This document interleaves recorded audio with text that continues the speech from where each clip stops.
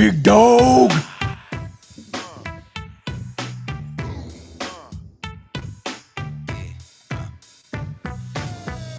What up, everybody? Good morning. Welcome to Coffee Hour with Paul. Again, my name is Paul Abernathy. This glorious Tuesday morning, July 8th, 2025. How the year is literally rushing by. I mean, it literally is half the year's over with already. I just remember celebrating it in the new house, moving here to Virginia. It was like, hey, your first New Year's Eve and all this kind of stuff. But man, time does not stand still for anybody. So hopefully everybody out there is doing great. Got your week started. Again, we're on Tuesday, so Monday, uneventful. Got everything done, made connections you need to make, all that good stuff. And now you're moving on to Tuesday. And hopefully you got big things planned today. Or maybe just taking a day off, taking an easy day. That's okay too. Look at the shakes. This whole studio table shakes. Anyway, I'll have to fix that. Anyway, thank you folks for joining me. Welcome to Coffee Hour. As always, let me know in the comments who you are, where you're from. That way I can give you a shout out, let you know we appreciate you. Also, if you're a Fast Track student, let us know how you're doing in the program. And please don't forget that we have a feature called Fast Tracks Interact, where you can ask questions inside of your course. You don't have to send emails. You don't have to go to it. You can do them right in your course. It's easy and simple. Just do me a favor. Be very descriptive in your question. Do not ask me to go read something in the course because I'm not going to do it. Okay? I need you to be very descriptive. If you have a question, cut and paste the question and ask me to help answer it. Those type of things, because I don't have the time to go back into the course and read something. Present to me what your question is. And you can do that in the program itself. Okay. So hopefully you check that out. Okay. All right. Well, today we're going to look at some questions, analyze some stuff. Hopefully this will be old hat for you. But I want participation if you can. If you're driving, I get it. You don't have to tell me I'm driving. I get it. But I want participation if possible. Let me know what your thoughts are, your answers, all that type of stuff, and we'll go look it up in the code book. We will do our best today to try not to use the index because, again, every now and then, again, for exam, preparing for an exams, I want you to get used to the index. Obviously, it's going to help you, especially if you learn how to search it. Bold scanning is an important way to do this, but today we're just going to be looking at code questions, and hopefully we have a conversation over them and it helps you find these things. And maybe, just maybe, if you have an exam question, that these questions that we're going to go over today may help you. They also are out of the Fast Tracks program, so they may look very familiar to many of you, and that's okay too. So just let me know your answers, post them in the comments. We are streaming on Facebook, 2 channels, but y'all are probably only familiar with one. And that's going to be Master the NEC. The other one's a private channel. And then, of course, LinkedIn. We have my name on LinkedIn. And then, of course, we have the Electrical Code Academy on LinkedIn. And then on YouTube, we have 2 channels, Coffee Hour with Paul. I encourage you to subscribe to that, as well as Master the NEC as well. And, of course, you can watch on our platforms over on fasttracksystem.com as well as fasttrackstube.com. You can actually watch these shows there as well, and of course catch the replays as well.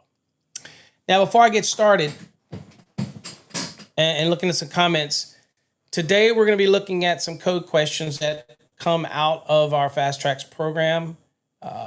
It's again we're not trying to trick anybody, not trying to make them overcomplicated. They're just good code questions to help you think and be familiar with navigating through the code. Now, the one thing about our program that if you're not familiar with our program is typically when you get to the competency reviews, when you get to the competency reviews, they are based on the information that you just worked on. So that's a little tip for those that are in our program. If you're in Unit 8, for example, it's going to be questions that are germane to what you learned in Unit 8. All right. And so it might not be exactly what you learned. okay? Because that would be too easy. It's the process that you learn, right? And that's the evolution of making somebody better with the code, is to constantly keep testing them. So we're not going to ask you specifically a question. I mean, a lot of people do that. And a lot of people say, Paul, your questions are very close to what you see on the exam. That is true, because the questions aren't all written by me. They're written by people that help write exam questions for exams. So logically, they're going to be very close. Same with our database of questions. Obviously going to be very close to the kind of questions you're going to get on an exam. So keep those kind of things in mind when you're looking at these questions, that it could be something that you'd see on an exam, or they're just something you might run into in the field. So anyway, let's go on and let's do some shout outs real quickly. Let's get some names out there, and then we'll get into today's lesson. What's up, Brandon? Glad to have you here, my friend, down in Houston. What is up, Manny? Code Nerd in the house. Thank you for joining us, Manny. Battles Electric, Jonathan, welcome. Alabama, Tennessee state line. Glad to have you here, my friend. It's also a Fast Tracks family member as well. What's up, Marlon? Glad to have you here. Thanks for joining us. What's up, Cray Cray? Cray Cray in the Tennessee, Nashville area. Thanks for being with us. Let's see here. What else we got? Manny Sanchez. Manny's jumping on multiple platforms. There he is over there wearing his green Code Nerd hoodie. Okay. Let's see here. Santana's in the house. Santana, glad to have you here. Appreciate you. Paul, down in Houston. Not working on a sign today, Paul. Not up in a lift or anything today. Glad to have you here. There's our CMECP. Sorry, Tom, I'm slow on getting the emails out for that. It's been a bit of a madhouse here, trying to deal with some family issues with my wife and all. So, but we'll get you all squared away, I promise you. What's up, MM? Or M's in the house. What's up, Irvin? Glad to have you here. Good morning. Welcome to the stream. Jonathan says, Paul, has anyone ever told you you're the man? No, they've called me other things. Okay, but appreciate it. What's up, Red Dog? Woo, woo, woo, woo. Big dog. The jig did come, Red Dog. So I'm busy the rest of this week. We'll holler out at you next week about seeing what we can do for you on your license plates. I think it's with you too, Manny, I think, for that. Let's see. What's up, Crypto's in the house. What's up? Glad to have you here, as always. Frank's in the house. The great. Glad to have you here, Frank. Angel is in the house. Angel's over on YouTube watching. Probably over on Master the NEC over on YouTube. Okay. I am doing good today, my friend. I cannot complain. I woke up. That's a good start. What's up, Greg? Glad to have you here. Is watching over on Fast Tracks Tube. All right. What's up? Chark, is that the name? Chark, you're new here. Welcome to the stream, Chark. We talk all things the National Electrical Code, all things electrical. Got questions, feel free to ask. If I know the answer, I'll try to answer for you. If not, I'll defer you over to paulabernathy.com, which is our portal where people can ask more in-depth, deep questions. And we usually would want a lot of extra detail, right? Because again, deep questions desire deep detail. So that type of thing. Good morning, Christopher. Glad to have you here. Uncle P, that's what I'm talking about. Let's see here. Jonathan likes that hoodie. Said that is pimp. Yeah, he's got the. I don't think it's lime green. It's just, but it is a bright green. A Code Nerd. How many of you out there got Code Nerd wear? Very limited. What's up, Angel? From Colorado. Glad to have you here. I'm going to make a trip out to Colorado probably in the next, 6 to 8 months maybe, coming out there. So, coming out there to go to Dragon Man's. It's a bucket list thing for me. Okay. What is the XP about? Come on, what is XP about? I don't know what you mean about XP.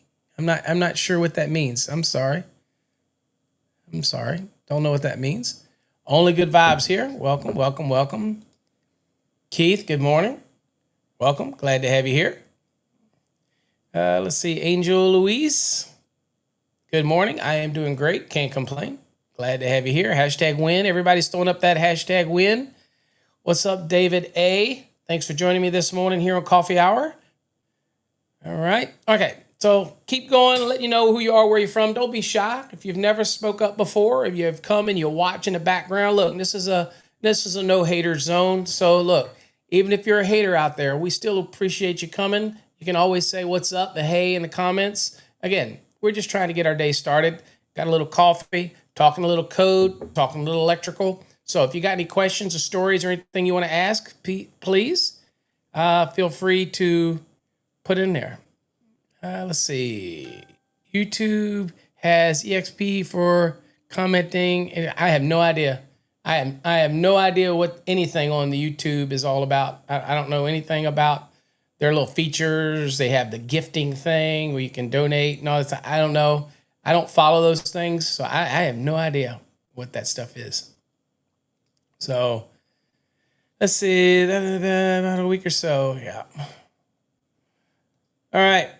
Let's see. Okay, I don't even know what the features are over there on the YouTube channel. To be honest with you, I don't follow it.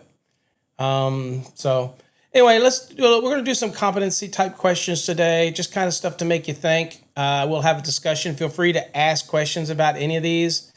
I do sit on Code Making Panel 5 as well as 17. Nothing in today is going to be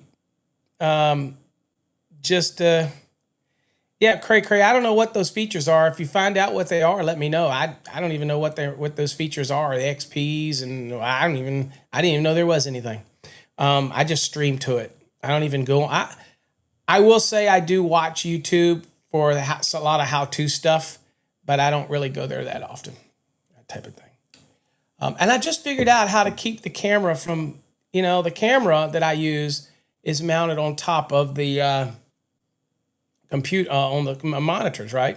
I use a really high-end Facecam Pro, but I just realized that I probably should have its own separate mount. I don't know why I didn't just think of that. I probably should have its own separate mount for it. So I will be getting a separate mount for that camera because that bouncing shit drives me crazy. Because my desk doesn't bounce. I have one of those desks, Veridesk type of things or whatever. They go up and down. I very rarely stand, as you can tell. But it does go up and down. I got rid of the drawers because moving from Texas to Virginia, I wanted to get rid of the clutter. It seems like everything I gravitated to ended up in the drawers, and then you never look in your drawers again, and they just get filled up with crap. So when I moved from Texas to Virginia, I got rid of everything. I mean, I just threw all kinds of stuff. Now, I can't find anything now, but I threw everything away. Okay? Oh, by the way, real quick, TradeHog is sponsoring the show. TradeHog is your AI tool for trades. So if you're in the field and you want to get quick answers, code references, all that kind of stuff quickly for reports, or to be able to let your customer know what's going on or what the code references are. If you're an inspector, home inspector, municipal inspector, plumber, mechanical, building, whatever, TradeHog can be beneficial to you, and it's constantly learning and we're constantly evolving it. In fact, it just had an update yesterday. So it's really a great resource. And it's about like ChatGPT. The only difference, this is tailored to the codes and trades and things like that.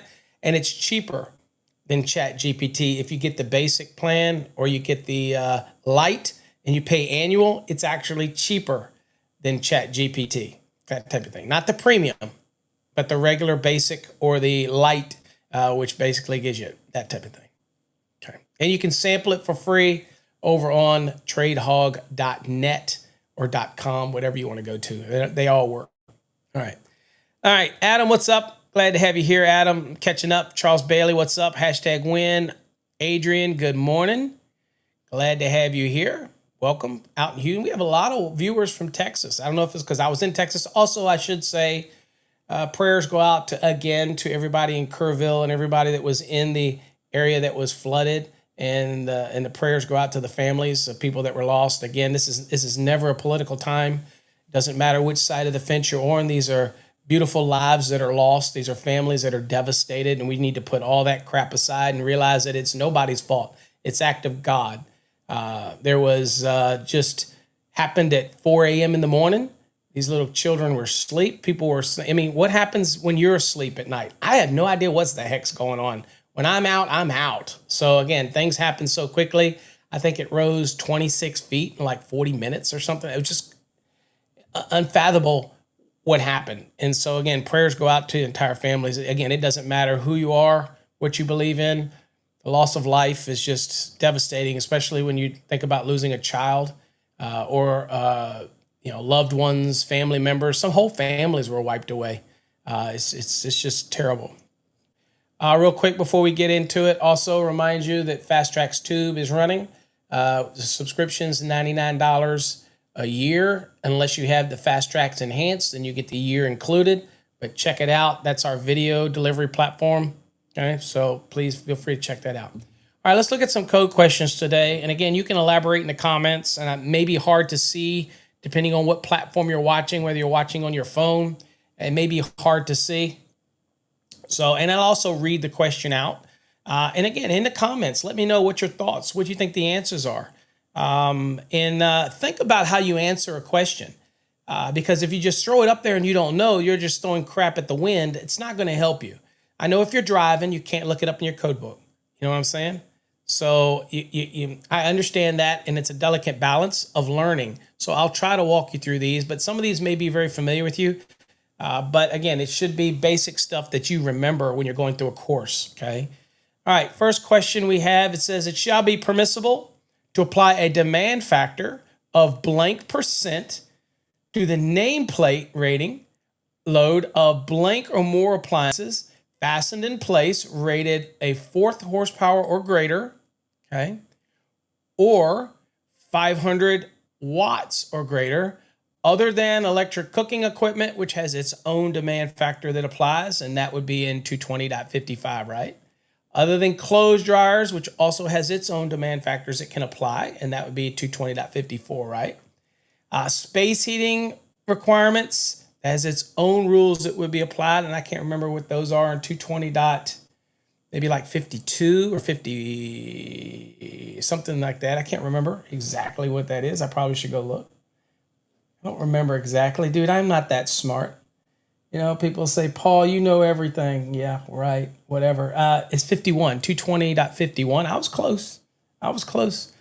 And let's see, air conditioning load equipment, and again, electric vehicle charging, which is 625. But we also have a special in 2023. In that little list that we have, it just says that you're not going to include electric vehicle supply equipment, which does tell us that it is an appliance, by the way. But it just says you can't add it to the list when you're trying to apply some demand factors, okay? So David's got some answers out there. David, let's highlight David up here. David says it's 75, and it says 4, all right? And I'm not sure what the 1500 is, but I know it's he's got 75 and he's got 4, all right? And unless David's trying to answer questions ahead of time, we're on number 1 question, David. All right. So answers up here is like, okay, where do I get this answer? Well, the first thing that I would do if I'm looking at this is that I know it's talking about blank or more appliances. So it's dealing with appliances. However, keep in mind that when you're in our program, like the Fast Tracks program, if you're in a unit that has a competency review, we're talking about everything that is in that unit that led up to this, okay? Everything that would be, for example, if this was Unit 8, okay, which it is, it talked about all these things during the unit, right? So that is how we do it. This is how the Fast Tracks program does it for those that aren't familiar with it. And you'll have to indulge me here a little bit because I have to explain stuff. Sometimes people are new. We give you questions that are generally covered in the unit, but not every question because we want to make you think. If we just regurgitated it, then you're not going to think. And so when you get these competency review questions, they're trying to make you at least think and hammer some stuff home. So this is a good one because this hammers home that you know that we're talking about the appliances, but we're talking about demand factors. We're talking about loads. So you know you're not up in 422, right? Because we're not talking about the appliance itself. We're talking about a calculation. We're talking about getting a demand factor. It means it's a load calculation. So that should key off right away that's in Article 220, because that's the article for branch, feeder, and service calculations when it comes for the loading of the feeders and services and branch circuits, okay? So all of that's in there. So that should send you there right away. What I want to hit home with you folks is that you know that when I'm thinking about appliances, and you see it on the screen, Tom is giving the answer to the code section that it's in. And so you're sitting there thinking, okay, how is this demand going to apply? So when we go look at the NEC, and we'll just go look at it this way here. This is easy for us here. We go look at 220.53, and you can see that we're talking appliance loads for the dwelling unit. And immediately you see the 75%, and you see the 4 or more appliances, okay? What's interesting with this one, by the way, is each one of these have their own calculation, by the way, like when you're doing heating versus AC at 220.60. If it's a non-coincident load, you got your own dryer requirements, again, in 220.54. You got the cooking in 220.55. Again, the air conditioning is when we do AC versus heat or comparisons. And then you got the EVSE. You see this is in kind of tanned out. This is not in the 2020. So again, people could potentially add an EVSE as an appliance to try to gain and get to that 4 or more. The chances are in your dwelling, you're probably already going to have 4 or more anyway, so it's not going to be a big deal. And it's not going to be a massive difference. But in the 2023, just be aware. So when people ask me, can I pass an exam using the 2020 versus the 2023? Like if I'm taking a 2023 test, but I've got a 2020 code, then you might miss little things like this, right? Because you might add an EVSE in the appliance count and apply the 75% demand factor to the nameplate, whereas you can't do that in the 2023. So just be aware of that. That's all. It's you know, can you pass a 2023 exam with a 2020 if you're in a pinch? Absolutely. I doubt there'll be enough things that could cause you to fail. But remember, folks, this is something critical because I get this probably every day, is I get a lot of calls from people and helping them prepare for exams or learn the NEC. And what they'll say to me is that I missed it by 1 question or 2 questions. And the answer to that is, no, you didn't. You missed it by a lot more than that. It's just you missed passing by that. And that may be good enough for you, but for me, it's not good enough. That means if I was a 100-question exam and it was 1 point a question and I got a 69, you're saying I missed it by 1, and that's all that matters is I got my license. That's true for what your goal is. You want to get licensed, but reality, you missed it by 31, really, because I'm always shooting for 100%. Okay, so again, shoot for 100. If you fall short, you're still a winner. Okay, so I always give it my all. That's what I tell people. Always give it 100%. If you end up only falling short of that, you're still going to be a winner. Okay, so at the end of the day, this one was one that was dealing in 220.53, and it most certainly was right here. It most certainly was 75%, and down here, it certainly was 4. Okay, all right. So the answer to that one over here, 220.53, was actually the code section. We'll just put it in here so I can't, you won't see it all. So I just put it there. Y'all can't see that because I got it blown up. Okay. All right, let's go to the next question. This one right here. Okay. So this one says, all right, feedback. Thanks for all the feedback as well, folks. Remember, this is what it's all part of. Oh, by the way, we will not have a show tomorrow, Wednesday, Thursday, and Friday of this week. It will be a replay of some sorts, but I am out of town.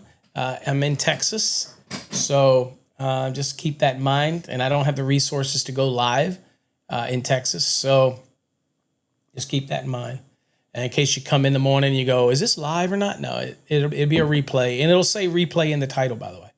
All right, next, this is what is the lighting load before applying demand factors, okay? Remember, what is the lighting load before applying the demand factors for a dwelling unit with the outside dimensions of 30 by 48 feet on the first floor and 22 by 42 on the second floor, okay?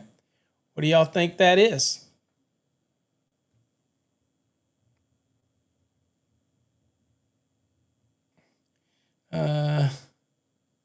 I'm coming to see you in Houston. I'll be a bit of a ways away from Houston, but I will be up in McKinney, Texas. Okay. Any of you in McKinney, Texas want to holler at me, I'll be there. Go out to eat, go out to dinner in the evening. I'm more than happy to go out with you if you're in McKinney. In the day, I'm busy every day, and I will not have a vehicle. I'm going to be Ubering back and forth to the office and all that kind of stuff. So, yep. $18 billion company. I probably could have got a rental, but I don't care to drive. All right. So what is a lighting? Okay. So one of the key questions here, if I see this on an exam, is it says before any demand factors get applied. So that means that's before I apply any reductions. Like, for example, the first 3,000 at 100%, the next 117,000 at 35%. Yeah, I don't apply that because this says before any demand factors. Now, what is different than this on an exam is this one we give it to you. So we're pretty easy with you right here. Okay, we're pretty easy with this statement right here. But I might write this on an exam. I might write this, what is the connected lighting load for a dwelling unit, and give you this. And so connected would be before any demand factors are applied. So I might do the wording a little different and say connected, and you know you're not going to do any calculation. You're not going to apply any demand factors. You're just taking the full value of the connected load based on what it's asking, right? So again, it may depend. Dyslexia, I do it all the time. So it makes you think about it. Now, remember, it's the lighting load. And what do we remember about lighting loads in a dwelling unit? What is the thing that we need to remember? It's 3 VA per square foot is the general lighting. Now, that also covers the general use receptacles, so that's just thrown in there, right? But we're talking general lighting, okay? So, again, we're not really concerned about the receptacles. General use, that's just lumped in there anyway, so we don't worry about that. So, in this case, we have two dimensions. We have a 30 by 48, so we're going to do 30 times 48. And that is 1,440, right? That's your first one. I should have a scratch piece of paper with me. I do not. So let me get a piece. Steal it from the old printer. Oh, by the way, we have other cameras on order. We have been told within the next couple weeks we will have our high-speed internet in here, faster than Starlink. So we will add an additional camera or two, okay, that type of thing. So kind of excited about that. I don't know why, but I am for some reason. All right, so the first one is 1,440. Okay, so that is the 30 by 48 outside dimensions, right? And that's the first floor. And then the second floor is 22 by 42. So we need to add that one, 22 times 42. So that one is 924. All right, so add those two together. That gives me 2,364, right? Now, remember, in dwelling units, whether it is optional method or whether it's standard method, this kind of question wouldn't matter because all it wants to know is, again, what is the total lighting load before any demands? Or if I set it in a fancy way, I could say, what is the connected load?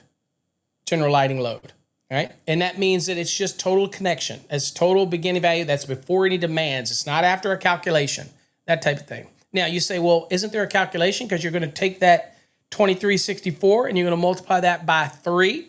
Yes, because it's 3 VA per square foot, but it is not applying any demands. And typically, the calculated load is after we have applied some type of demand to that, okay? Now, with our question here, it is kind of, again, we'll help you out. We told you that it's before any demands get applied. So we're not going to apply anything in 220.45 or anything like that. We're not going to apply any of that stuff. So I'm going to take that 2,364 times 3 because it's 3 VA per square foot. That's going to give me 7,092 VA. That is the lighting load before I applied any demands to it. So dwelling units, remember, we're in Unit 8. We're looking at competency. It's what you learned in Unit 8. And in Unit 8, you learned that a dwelling is 3 VA per square foot, right? Okay. And we can validate that by going back and looking at the, let's see here. Let's go back and look at dwelling unit loading. All right, and we'll just go. And this is a 2023, by the way, folks. So in case folks that wondered. So here is 220.41. And notice that this has moved from 220.14 in a previous code cycle. Okay, so here's your 3 VA per square foot right there. Okay, and that lets you know that this covers general use receptacles as well, 20 amps or less, already included, and the lighting outlets, already included. Okay, so there you go. Now, where do you get the dimensions and everything right here? That all comes from, there you go, right there. 220.5C, the floor area tells you how to measure it from the outside dimensions. Okay, and we were given the question, gave us the dimensions, that type of thing. So 3 VA per square foot. So lighting, minimum unit load, one family dwelling. That's what we're talking about. The minimum unit load shall be not less than 3 VA per square foot. Okay, unit load includes the lighting and receptacle outlets, and no additional load calculations shall be required. Okay, that's important to remember that. All right. So that's how we got our general. So for our lesson, this question right here is 7,092. Okay. Right. Because you have this dimension and you have this dimension, you add them together and you multiply that by 3 VA per square foot. And that's to come up with our lighting load. We haven't applied any demands yet. Okay. And that's what it said before any demands are applied. Hopefully you understood that. You get the 3 VA per square foot over at 220.41. And that is our lighting load. We have not applied any demands. All right, next one. Number 3, right here. All right, this says a homeowner. Okay, so you're the electrician. You've already sized everything. You already done the load calculation. And the homeowner says, I want to add 12 general purpose receptacle outlets to the electrical drawing before the house was built. They just want to add 12 more receptacles somewhere, okay? Randomly, wherever they want, okay? And they're just general purpose receptacles. They're going to be on the 15 and 20 amp general purpose, okay? Now, it says, now this one throws people on exams, right? Because they say, all right, now, so that was just the statement, okay?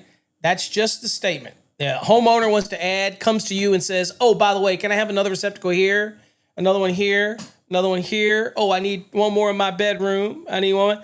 Okay. It says, what additional load in VA will they add to the service load calculation?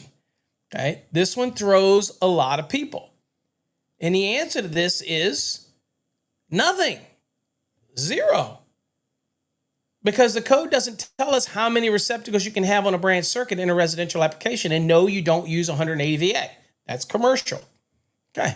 So we already did the 3 VA per square foot. And we saw a minute ago that in 220.41, it says that 3 VA per square foot also includes the general use receptacles. But it doesn't say you can only have 10 or 20 or whatever. It doesn't say that in the code.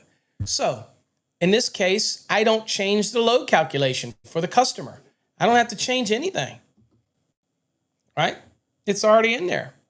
Same way, for example, people ask me all the time about, well, what about if I have an unfinished basement?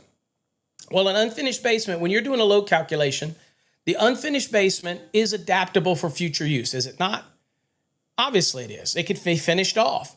So you're responsible to make sure that you add that square footage in there, the dimensions of that unfinished basement. So it could be that basement and then your first floor and maybe even a second floor. You have to add that square footage, the outside dimensions of that area. Now, it's unfinished, but that covers it in the 3 VA per square foot so that when somebody comes along later and wants to finish off that basement and add general lighting and add general use receptacles, you're probably thinking, well, how do I know the service can handle it? It's already figured in because it's part of that 3 VA per square foot because those are general use receptacles. Now, when does that not play in effect? Well, that doesn't play in effect if you're adding some kind of specific utilization equipment to that basement, right? You're finishing it off and now you're going to be adding something else that's unique that's not part of that general use. Well, then that's when you have to do a load calculation to determine whether or not the existing service can handle the new loads. Not the general use receptacles and the general lighting. That's already been figured in. Hopefully somebody figured that in before, right? This is basically you're looking for anything that would be utilization equipment or not covered in the general use. And then you're going to add that to the load calculation and to see whether or not the existing service can handle it. I'll give you a quick tip for me. There is a method, and we're going to show that. I didn't have enough time this week because I have to be out of town. Maybe next week I'll get into doing existing load calcs, but I'm going to be honest with you. One of the ways that I used to do it when I was going and adding things is I would just go around the dwelling and do a whole new load calc. I really did. Since I have to have all this information anyway to determine what the existing service is versus adding new, even if they were adding an addition, what I would do is I went through and gathered everything like I was wiring this house new. And I did a load calculation, and I used the optional method because I'm going to yield the best result. And I did the optional method, and then I compared that to the service that they already have. And if the service they already have was adequate for what it would be if I was doing a load calculation today, then I was done with it. I don't make it brain surgery. Now, the code has provisions for adding things. Maybe you're maxed out and they're adding stuff. There's provisions in the code to do a data linking, means in other words, you can get information for 12 months from the utility. We'll cover all that stuff in future episodes. And there's a calculation on how to do it depending on whether you're adding heat or AC to the new loads, things like that. We'll look at all that. But I'm going to be honest with you. It was so much easier for me as a contractor. And I was big on calculations. So again, I always would do them. Is I would just go around with my notepad and I would just start looking at the appliances, getting the information off of it. And I would start doing it like I was doing a brand new load calculation. Okay. So, yep. Yeah, one way to do it is you can, but you have a bunch of caveats that you have to follow. There's rules for that. You can't just go pull a bill, okay? So in the code, it gives you provisions for a certain period of time, and you have to meet all those criteria. If you can meet all those criteria, but no, I can't personally just go pull somebody's bill. I have to meet the criteria in the NEC to be able to do that, okay? And just so we won't go over it today because I don't have the time for it. But I'll kind of show you here. So I'll just kind of show you what Cray Cray is talking about right here. So this is 220.87. And in future episodes, you're going to be familiar. We're going to talk about this one, which is 220.83, existing dwelling unit, and how you compare these, whether or not you have where additional AC and heat's going to be added or where no additional AC or heat's going to be added. Here's a spoiler alert. It doesn't matter even if you're doing a calculation. If this one makes you think that you don't have to add the AC in it. If no new AC is being installed, that is not correct. You still have to add the AC. That old saying that I tell people all the time, just because you read it says, oh, I get to forget about the AC and heat because it says I don't do that for existing loads unless I'm adding new AC or heat. If you still have existing AC and heat, you have to still configure those and add it into the calculation.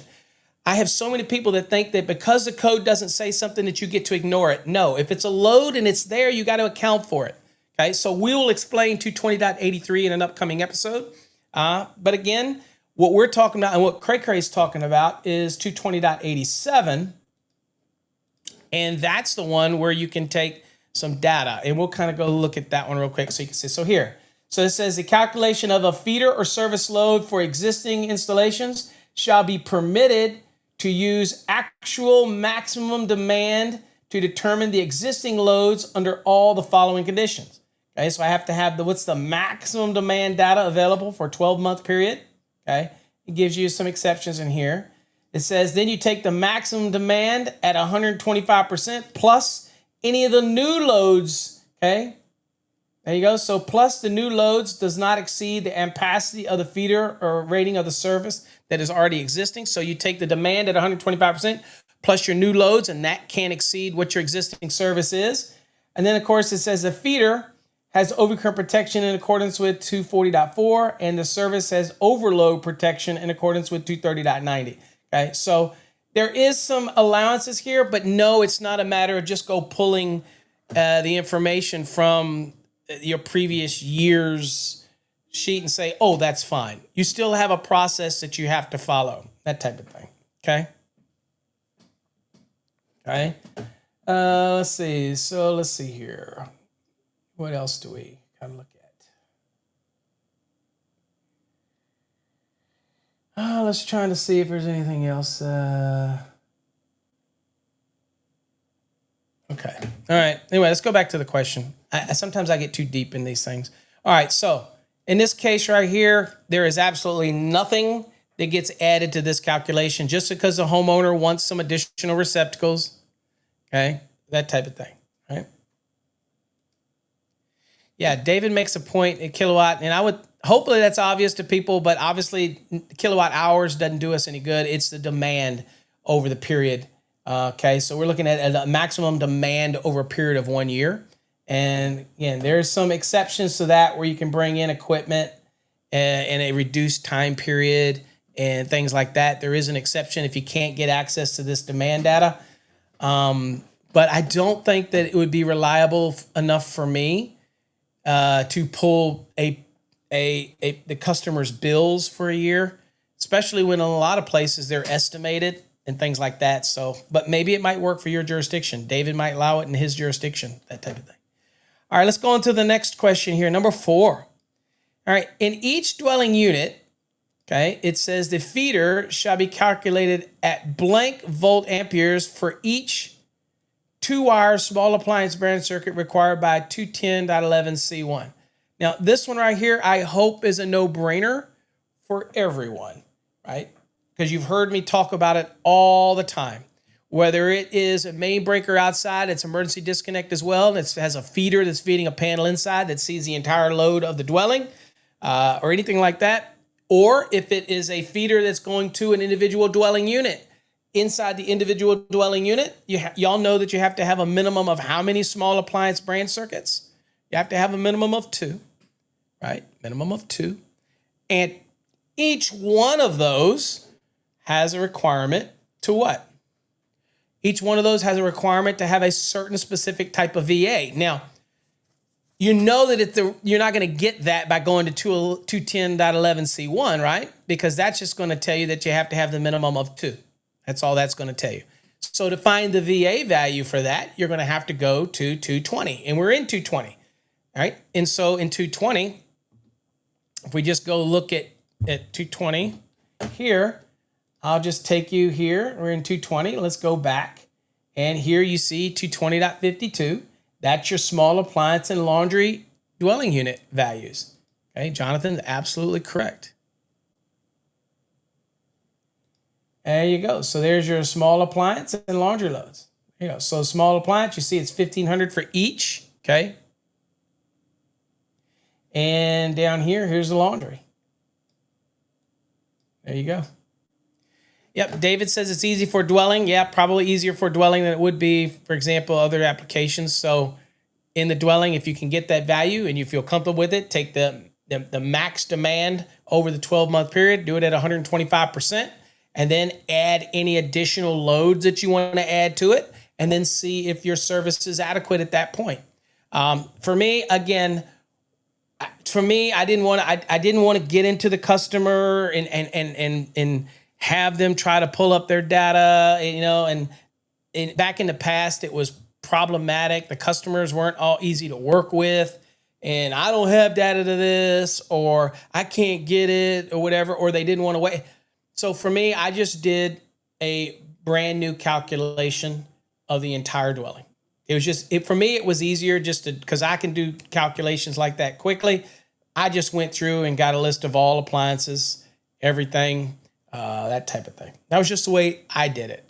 And outside dimensions, I just simply would take my measurements, that type of thing. And it's just how I approached it. All right. But again, we'll talk about that in future episodes. We'll look at the 2 different ways to do this application. All right. So what's the next? So again, this one, this one is 1,500. Oops, you can't see it. All right, we know this one. We know that's 1,500 for each. Now, by the way, I should say this. if you're doing a load calculation and you've got a dwelling, and I used to do very large dwellings, multi-million dollar, over 10,000 plus square foot homes, only because that's where we found our niche, because we couldn't make money on the little tract homes, the little spec houses. We just couldn't make enough money. And we didn't have enough of the business where we could just make a living on doing hundreds of those. So it was better for us to really to go after the specialized stuff and do the bigger stuff, because usually they would be adding swimming pools, or they'd be adding 4 and 5 and 6 car garages or other accessory building. So again, they would feed us we would always target those type of things. So that's the kind of builders that we look for, that type of thing. All right. And you can say that's a niche, if you will, just high-end homes, but it keeps you there a long time. Now, I'm a big believer in finality. I like to get things done. So that's why I wasn't a big fan of commercial work, because I don't like to sit on projects for freaking months and months and months and months. But sometimes these multi-million dollar homes would take months in the process, always adding something, that type of thing. All right, let's go to the next question right here. All right, what is the minimum calculated, what is the minimum calculated service load? Okay, so now it's just wanting the calculated service load here for 2 3.5 kW wall-mounted ovens. And so there's 2 of these, 3.5 kW wall-mounted ovens. Get your calculators out, guys. And 1 5 kW counter-mounted cooking unit, okay? All right, so now this is for a service calc. It's not asking about a branch service. Branch service. It's not asking about a branch circuit. This is for a service calculation, okay? Now, it says all the appliances are applied from a single branch circuit and are located in the same room of a one-family dwelling. Okay, so it's 2 3.5s and 1 5, okay? And it does tell us that it is still for the service, even though it is supplied by the branch circuit, that type of thing. Somebody's texting me over here. I have no idea why they're doing that. I don't know why that. Okay, so what's important here? What's important is that you're going to ignore branch circuit rules. Okay, this is a service calculation. Okay, service calculation. All right, so now let's go over to the code real quick. Remember, 2 3.5s and 1 5. All right, so I'm going to take us here, and we're going to go to 220.55. All right, and we're doing standard method because nothing said otherwise. Okay, didn't say anything about doing anything other than that. Let's see where we're at here. All right. Okay, so we're doing a service load calculation. So let's look down here and let's see here under, where are we at here? Let me find my thing here. Here we go. All right, so if they were 3 appliances, looking at column C, for example, if they were 3 appliances, bear with me, folks, because I got to move this stuff over. Then we would be at just 14 kW, all right? And you're thinking, all right, well, I'd be 14 kW. Well, that would be column C, right? Y'all with me? Trying to see what this person is sending me a note.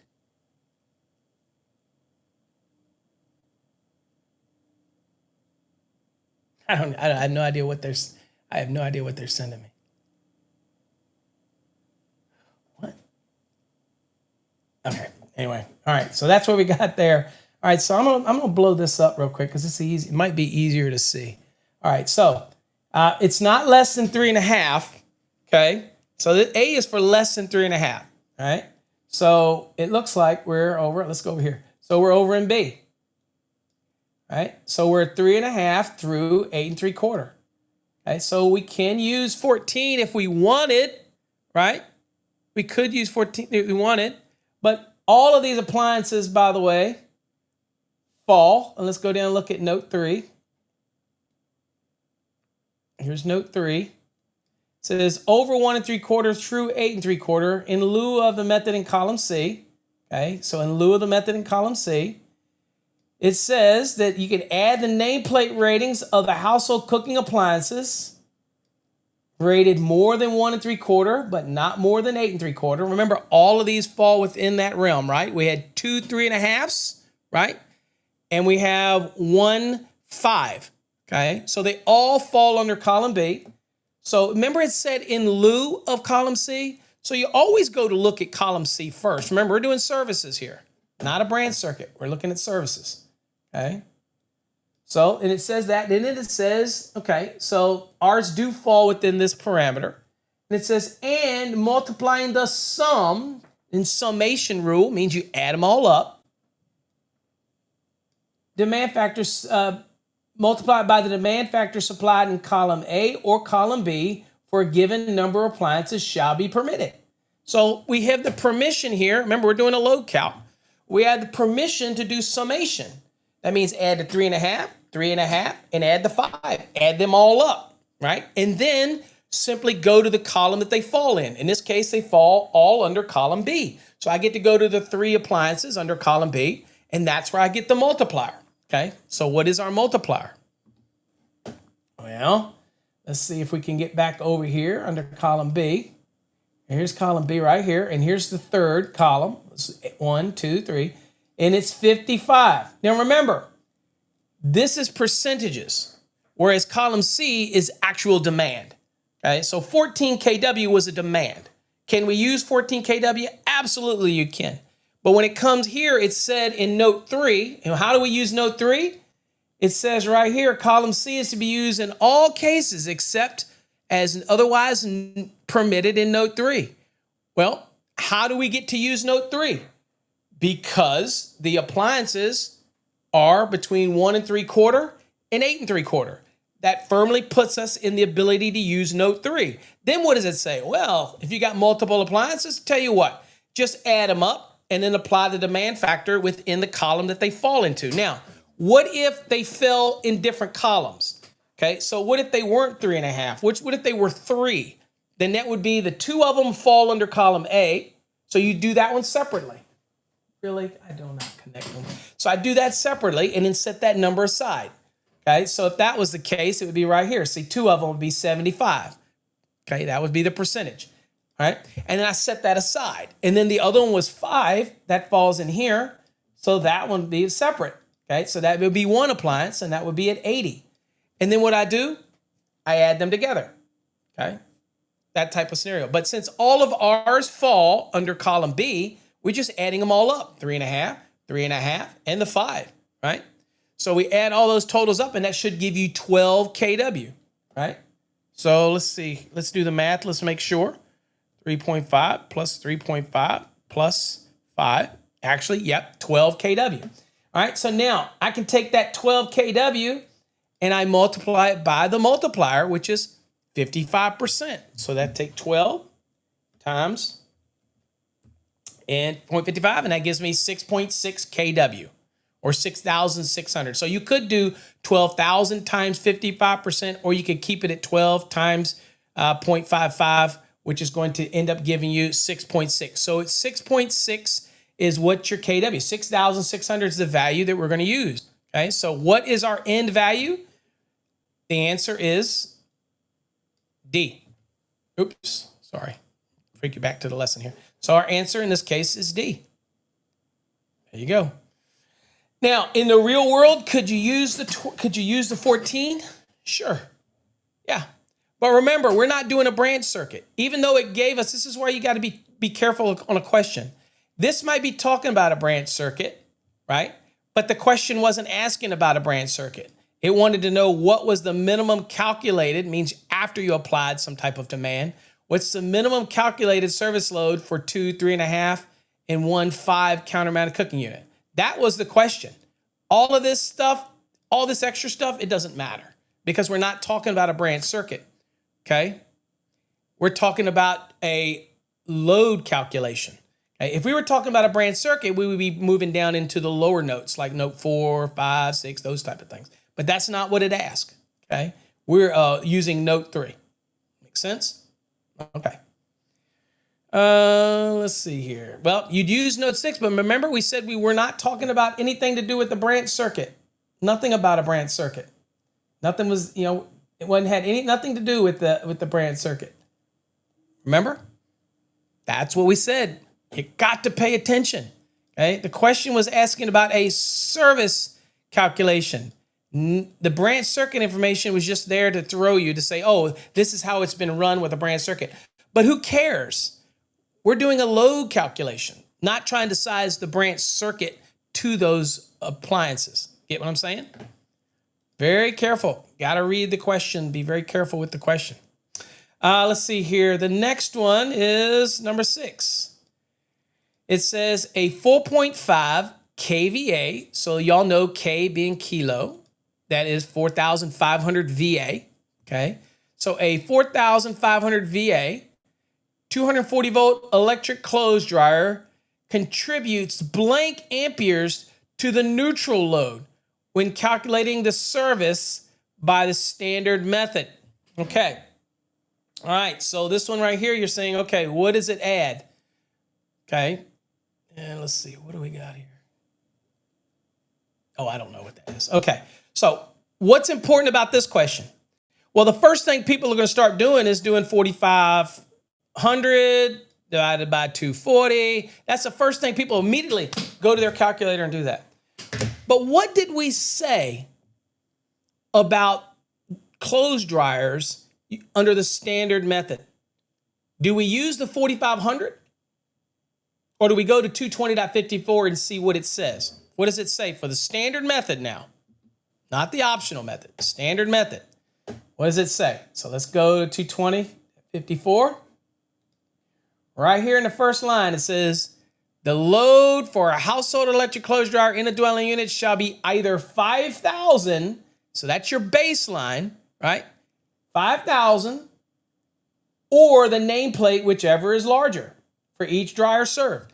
Be careful on the question on an exam, because at the end of the day, you're like, okay, if the exam gave me 55, then I'm going to use 55. If the question gives me 44, then I'm going to use 5, because that's the minimum that we use with 5. Now, once I know that, then I'm going to say, look, it's only asking me for the neutral contribution, okay? Not any fictitious number, not any rounded number. It wants the actual neutral contribution for the service.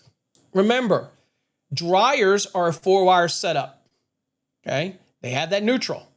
Remember when we do the load calculation, what do we take the neutral at? And 220.61b says we have an additional reduction that we can do it at 70%. Remember that?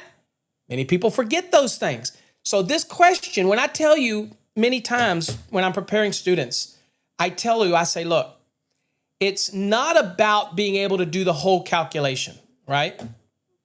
And we don't round neutrals, especially when it asks us for the actual contribution. Because if you round it, you're creating some fictional contribution, okay? It's not like rounding for conductor sizing and service sizing. This is one of those questions where it just wants to know what is the actual contribution of that neutral, okay? The actual contribution, not any fictitious contribution, okay? So there is no rounding involved in a question like this. It's the actual contribution, okay? That type of thing. So if we think about this one and we look at it, and Tom was exactly right, standard method is the key here. You have to know that it gave me 45 and we're going to use 5. So the first thing that I'm going to do is I'm going to say, okay, well, I'm going to take 5,000 and I'm going to divide that by 240. And that gives me 20.83. Okay, y'all see that? 20.83, right? Now, once I have that, I'm just simply going to take those amps, not going to round it. I'm taking those amps, 20.83, whatever it is at that point, and what am I going to do with it? Everybody know? I'm going to multiply that by 0.70. And that gives me 14.58. So the answer is, what is the contribution from the neutral? It is 14.58. It is not 15. It is 14.58. You do not round it. Doesn't matter. We're not doing, we're simply taking what the question asks us. Okay, now if you want to round it to 15, it's not going to hurt you. It's not the end of the world. It's going to be fine. But the reality is It wanted to know, the question wanted to know the contribution. How can 15 be the contribution? 15 is a fictitious number based on math. The actual contribution as it sits from that dryer is exactly 14.58, okay? And that's what the question's asking. So it's asked here, it says, what is the contribution? It contributes what in amps? Well, it contributes 14.58. Does it contribute 15? No, 14.58. So that is one of those little questions where you have to be careful. Now, a lot of times I will take 15 because in the scheme of life, it doesn't really matter. But if you're on one of those exams or you're somebody that's a stickler and it says, look, it literally wanted to know what the contribution was, then the real answer can only be 14.58. You get what I'm saying? Okay, so not a trick question. It's just kind of one of those, what is it? What is the contribution? Now, we do follow the 0.5 for rounding for conductor sizes. We do it for services and things like that. Not what the question asks. So very careful. It's kind of one of those ones that are just testing you kind of questions. All right, number 7, last one we'll do today. It says a one-family dwelling contains the following appliances. Okay. No, I didn't get you, Dave. I think in the real world, we probably would just take 15. I mean, me and you are probably realists. We're like, screw it. But this is one of those ones that if somebody's trying to get somebody, that they would write it this way, okay? Not the kind of questions I like, by the way, because and sometimes I don't even mark it wrong if people give me 15. It's one of those questions that's really just trying to check you and see it's like, well, I'm asking you about neutral loads. So we're not sizing conductors. We're not sizing ungrounded conductors. We're not doing anything where we round. We're just asking you what's the contribution? That's it. So I think that's what gets us all the time. All right, so now sizing conductors and stuff, we are going to round that for the ungrounded conductors. If we had 14.58 for a calculation for sizing overcurrent and conductors, you most certainly we're going to round that up, that type of thing. You got, remember? Yep. All right, so let's look here. So, okay, what do we got? One family dwelling. We got 1 kVA 115-volt dishwasher. Okay. Seems like a small-ass dishwasher to me, but I guess that may be normal. So we're going to have 1 kVA, so I'm going to put 1,000 down for that. Okay, kVA. We have a 1/4 horsepower 115-volt in-sink waste disposer. So that's a 1/4 horsepower, so we're going to have to go look something up here. Y'all know where you're going to go to look that up? Let's hear it in the comments. Where are you going to go to look it up? All right. Next is we have a 1/3 horsepower trash compactor. Okay. So this is a 1/3 horsepower. Okay. So we have a 1/4 horsepower in-sink waste disposer at 115. Okay. And we have a 1/3 horsepower in-sink waste disposer trash compactor. No, waste disposer is 1/3 horsepower. A trash compactor is 1/3 horsepower. Do they even make trash compactors anymore? I guess they do. I guess they still make trash compactors. Anyway, so what we got to do, all right, now it says using the standard method. Okay, so the difference in the optional method is we do what? We just take the nameplate of everything, right? And then we're going to ultimately do the application first 10,000 at 100 and the remainder at 40, but we're not doing the optional. It made it very clear that we're doing the standard method. Okay, so what is the calculated service load? So this is implying that we got to do some calculation. Okay, so this implies we're going to have a demand factor, possibly. May or may not apply. Let's see what we got. In VA for these appliances, it says none of the motors will be the largest motor in the dwelling. Okay, so all of that's extra information, right? So, all that extra information don't mean squat to us. So this is all there to throw you, by the way. This kind of stuff is there to throw you, okay? All right, so first thing I want to do real quick. How many appliances do we have? Okay, if it's asking me for the appliances contribution, and we talked about appliances earlier. We looked at 220.53, did we not? And earlier, and we said, okay, well, I get to apply demands to this if I have how many? 4 or more. How many do we have? I have 1, 2, 3. So the first thing we're going to notice, it don't mean squat. I don't even have to go to look at 220.53 because I know I don't have 4 or more. So I'm going to have to take them at 100% when it comes to my load calculation. I just don't get any demands because I don't have 4 or more. So what do you do? Well, you take the nameplate or you take the values, okay? So in this plate, we have a nameplate of 1 kW, so that's 1,000. We write that down. But now we have to go search for these other ones, right? So we're going to go to the NEC, and I'm going to go down to 430, and you folks got it right. These are single phase. So we're going to go down to 430. We're going to go to 248. 430, if I can find it, right here. And let's get down into here. Bear with me as I scroll down to where I need to be. All right, and let's see here. It never lets you get all the way in link, so you just got to kind of go right here. Then we can go over. Okay, so this one is full load. That's DC, so 247 is DC.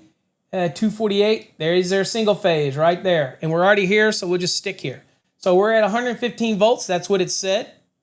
Okay, by the way, this is a good opportunity for me to point this out. Even if it had said those motors were 120 volt, it wouldn't matter. Even though this says 115, you're still going to use this same column. And people say, how do I know that, Paul? Well, because of the notes right here. See, it says the currents listed shall be permitted voltage ranges from 110 to 120 and 220 to 240. So again, the 220 is still going to use the 115. Okay, and it reminds you again down here. Okay, so just keep that in mind. All right, so in our case, we had a quarter horsepower. So we're going to go down here, right here, and it's 5.8. So I'm going to write that down. 5.8 amps. Okay, this is your FLC. We're not taking the nameplate. We're taking it from the FLC. All right, and then the other one was a third. Here's a third, and that is 7.2. So I'm going to write that one down, 7.2. All right, okay. So now that's our values. Let's go back. Let's get back to the lesson. All right, so we have those. So now what do we have to do? Y'all know Ohm's law. We have to convert these things. We need to find out what the VA is, right? So now that we know the amps, and we're going to use the values in voltage that are given to us always in the question. This is huge. A lot of people say, well, Paul, in real life, we're using 120 for everything. No, if the code question says 115, doesn't matter what you think out in the real world, folks. You use what they give you, okay? So they gave it and told us that it's 115. So I'm going to be using 115, okay? Don't overcomplicate life. So I'm going to take the 5.8 times 115, and that gives me 667. So that is the quarter horsepower's VA is 667. Now I'm going to do the trash compactor, which was 7.2 amps. So I'm going to take 7.2 times 115. That is 828. I'm going to write that down. All right. So y'all have done this same thing right there. That's all I'm doing. Okay. And now I'm going to add them all up. 1,000. That was the dishwasher. They gave us that already. Plus 667 plus 828. Total is 2495. There is no demands to be had here. We don't have any demands we can apply, right? So, since no demands can be applied, what do we add as far as the appliances load here? It's going to be 2,495, and that is the answer to this question, right? Doesn't matter. It says none of these motors are the largest motor. Wouldn't matter anyway. That's handled elsewhere in the code, okay? We handle that in 220.50, all right, for the largest motor. We don't have to worry about that, okay? So, done, easy peasy. So what's the appliance contribution here? $24.95, right? We didn't get to apply any demands, okay? So just because this says right here, let's see here, where does it says? Using the standard method, what is the calculated service load? It's still going to be $24.95. We weren't able to apply any demands to this, okay? All right, folks, hopefully you got something out of these lessons today, just kind of touching on them. Okay. Let's see here. Let me go over, see if we can get over to the giveaways. What's up, Van Man? What's up, Ramon? Glad to have you here. Woo, woo, woo, woo. Big dog. All right, so let's spin the wheel and do some giveaways here. I'll get you on the list. The drawing is September 30th. Next week, we will have the drawing live. We'll let you know. Jeff's already got them all already cut out and ready to go in the hat. So we're ready to do the drawing from the second quarter. And we'll have your email all set up that you'll go to send in your information if you get selected. Okay, sorry, let's go on and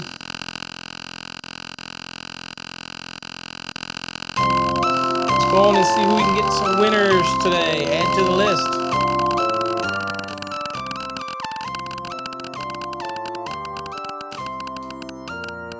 By the way, for those that are interested, we do have the coasters that are added to the wheel, and you can get your own coaster over on our website. There's Masters, there's Journeyman, and then there's the Electrician's Rule, one with the little electrician on it, whatever, that type of thing. So they are available over on our website. So check that out. All right, Edgar, you're in the drawing for the voltage drop card. All right, so Edgar, congratulations. So you're in the drawing for the card. Congratulations. Hopefully you win that.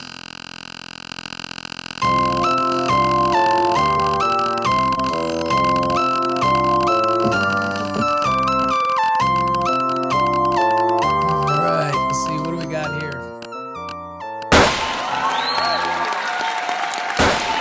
David, you already have the tube, so we'll spin again for David. David, you seem to win everything you already have. Maybe you'll get another drawing for a coaster. Maybe you'll get on the list again for a coaster. Let's see. Trade Hog. I don't know if you have Trade Hog, so we'll put you down for Trade Hog drawing. Work great to look up code things as a plans examiner as well. So, all right, let's spin the wheel.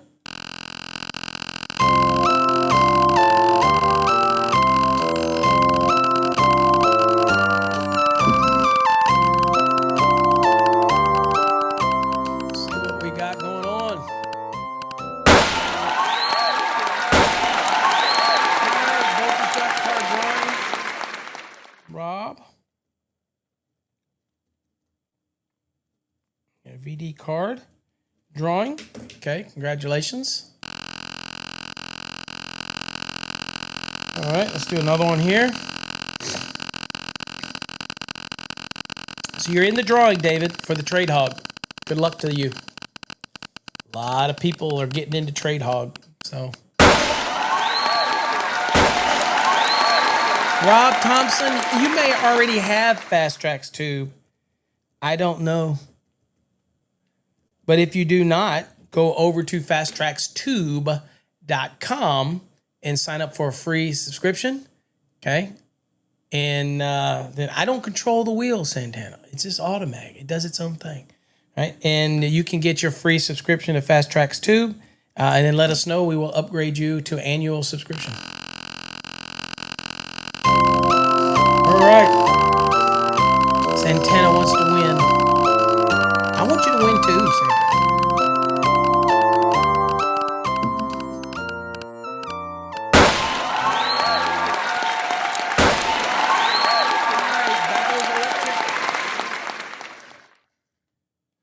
You're in the drawing for the 2023 grounding and bonding course.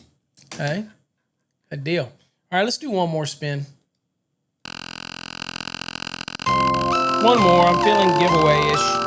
I got to fly out to Texas, so in case I don't make it back, I want to make sure I give away something. Now, you'll never get it, and Jeff will take care of it. Hopefully keep it going. Something happens to me.